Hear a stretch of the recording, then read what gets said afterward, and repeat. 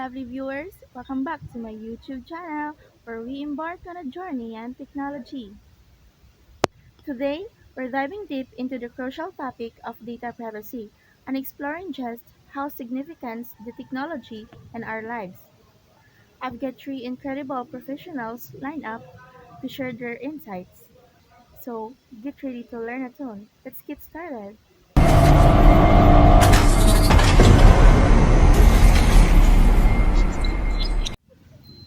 So guys, we are going to police station to interview some police officers on how significant the data privacy and the technology in their fields.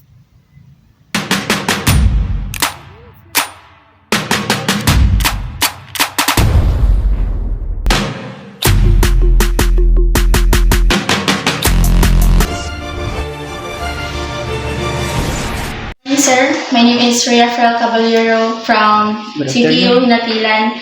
And so part of our final project, we conduct interview for professionals about the significance of the technology in your work.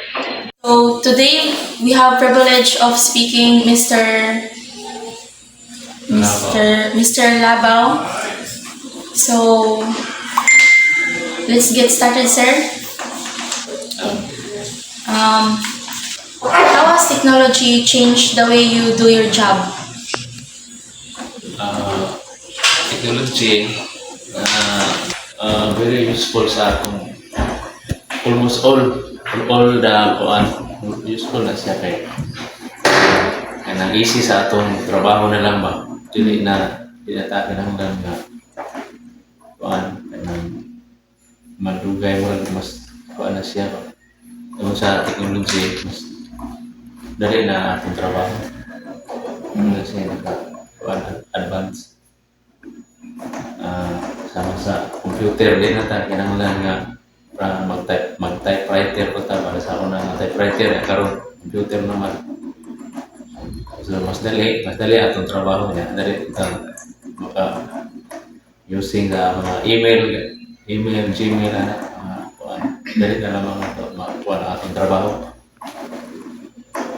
na siya advantage ron kay nanatay technology sama sa mga computer, cellphone. Ang cellphone. Wala sila Yes, sir. What challenges do you face when using technology? sa mga challenge. Mga pag-anaharan, mga pagbagyo, walay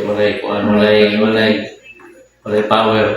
Kaya dili na kung brownout ra kaya ra man siya ikuan kay pwede ra maka gamit ko kuan. Mura na siya mga kuan pero kaya ra man solusyon. Kung naa kay ang brownout di buok 1 month yan ara kay generator generator mga electricity yan ano magamit ra gyud mga technology.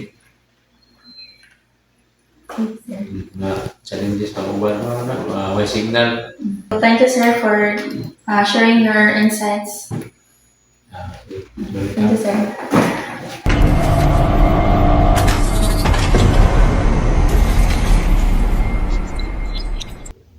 Hey guys, so our second destination is in Sambuan Bureau of Fire Protection.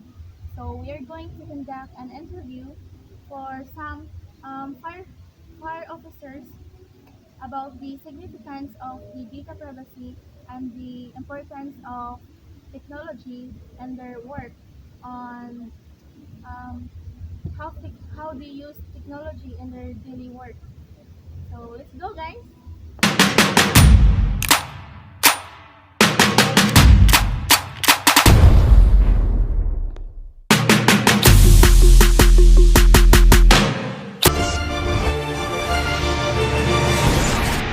It's Rafael Caballero, student of Hinatilan, Cebu. So, for part of our final project, we conduct interviews for professionals in your respective fields about how significant the technology and data privacy. Today we have privilege of speaking with, may I know your name, sir? My name is Fire Officer 1 James A. Gargoles sa station. Okay, so I prepared a few questions. So let's start, sir. Why is data privacy important?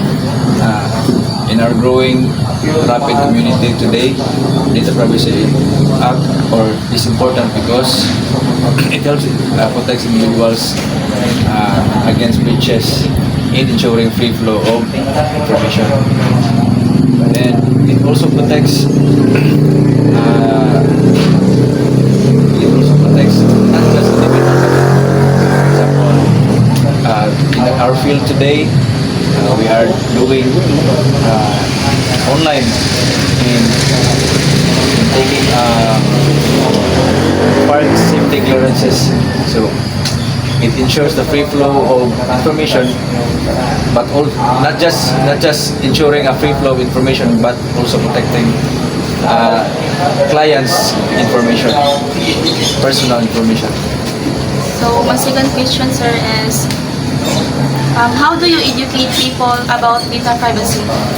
Well, in our field, we educate people by simply when they are taking fire safety clearances, we ensure that we how do you call this one? Pwede mo bisa? Among pabasa about sa amo ang citizen charter na kani ma'am sir diri ang atong invitation. Mao na siya. Sir, my third question is, how has technology changed the way you do as your job?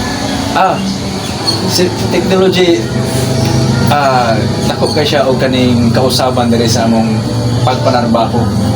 Isip usa ka bumbero, no? In ensuring support services towards to our citizens, technology lessen or ipapaspas niya ang flow sa pag-renew sa clearances pinaagis nagkaroon na may i-implement na fire safety inspection system wherein they can apply online sa ilahang mga pag-renew sa ilang mga businesses na nunod na sila mo ari diri sa stasyon. So with that help or na-lesson nila ang kanang pag-ari diri, mas makatrabaho pa sila sa angay nilang trabaho on without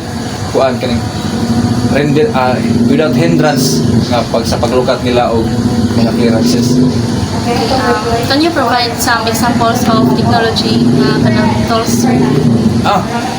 Kani among kuan karon, as I mentioned a while ago, nga kaning fire safety inspection system is a product of our fellow firefighter, no? Program ni siya sa ato ang higher ups nga i-implement in accordance with the RA 11032 or known as an act of ease of doing business, no?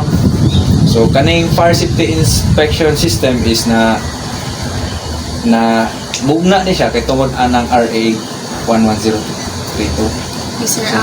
My last question is, how do you think technology affects communication? As we all know that technology affects communication kay tungod karon nunid na tamo padala og sulat kay tungod pwede na tamo gamit og mga social media account like sa Facebook through our cell phones, gadgets or anything nga ginagamit for the purpose of communication. So, thank you again, sir, for giving your unique insights. Thank you so much. Thank you.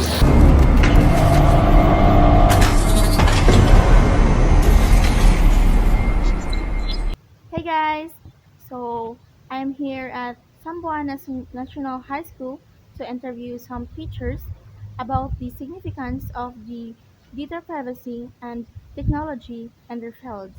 Let's go guys!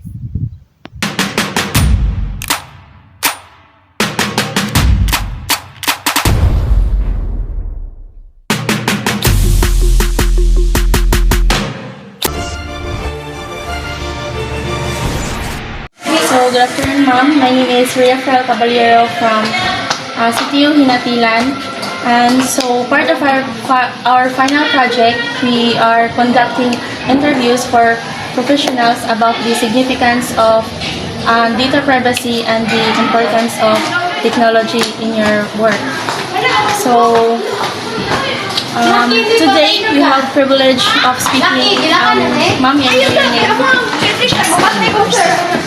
so we prepared some few questions. So let's get started, ma'am. My first question is, why is data privacy important? So for me, data privacy is really important. Most especially nga daghan ng ayaw ron o magamit og mga information ninyo. Mga scam, no? Yes. Kasagaran karon rampant gid kaayo is kaning sa mga imong information regarding sa mga kanang utang-utang, di ba? A lot of if you check Facebook, a lot of people are posting, no, for awareness na kanang if there are people or if there are certain person nga mo message sa ilaha nga mauni nga magpaila nga ako si kuan, no. So with that, I can say nga important gud siya ang data privacy kay it will protect you from those people nga magamit sa imong information through bisag unsa pa man na. So kung ikaw dapat protektahan gid mo ang information, imong mga information. So dapat when you post something about yourself, bisag birthday nimo, kung professional ka, kung mag-post ka og ID nimo, so you have to unsa man i-blare out nimo ang katong mga importante nga information, okay, para dili na magamit against you. How has technology changed the way you do your job? No? Technology nowadays is evolving. Daghan na gid kaayo ang mga technology na magamit karon sa pagtudlo. No? It makes our job as a teacher easier. Most especially in recording scores kay karon online na tanan. No? Through technology, instead of computing manually the scores of the student, then there is already a technology such as Excel na mo automatically compute the scores for you. And mas on siya, mas accurate siya. Kaya sometimes, if you will compute with them manually, may tendency na masayot ka. Kaya you are just a human, no? Nga nandili ta perfect. So, kasagaran, sa yun, masayot ka. So, with the use of technology, then, 99.9% of the scores or 100% of the scores, if you encode them correctly, kay sakto yun. So, ma-relay yun na nimo, ang information na ma-relay nimo sa student is correct. And also, when it comes to teaching, maka-use na daghan ng mga resources, no? Daghan na mga resources na magamit, not only kanina ko ante, daghan ng klase sa, let's say, ways on teaching, no? So, daghan na ni. And incorporating mga games on our lesson. So, nanay mga games na magamit ang technology in which engages the students, na mas ma-engage sila, mas may participate sila pag maayos sa So, thank you, ma'am, and thank you for your time and your valuable insight. So, guys, we're done interviewing 3 professionals. The first profession we have interviewed is police officer. He shares his experience and perspective on how useful the technology is. The second profession we have interviewed is Bureau of Fire Officer. I really like the way he answers and he shares a very valuable insights. We can see that he is very knowledgeable about data privacy and technology is very useful in their field. Especially in communication, they can quickly respond if there's a fire alarm, and since Officer James is from Negros, so he can easily communicate to his family. So the last profession we have interviewed is teacher. She really has unique perspective and she shares that data privacy is really important because nowadays there's some people who steals your identity and use it in a bad way. And she says that as a teacher, technology makes their work easier. So in conclusion, data privacy protect individuals from misuse and identity theft, and technology improves communication and enhance productivity. So guys, before we wrap up, I want to express my heartfelt gratitude to each and every one of you. Thank you very much for joining me on this wonderful journey.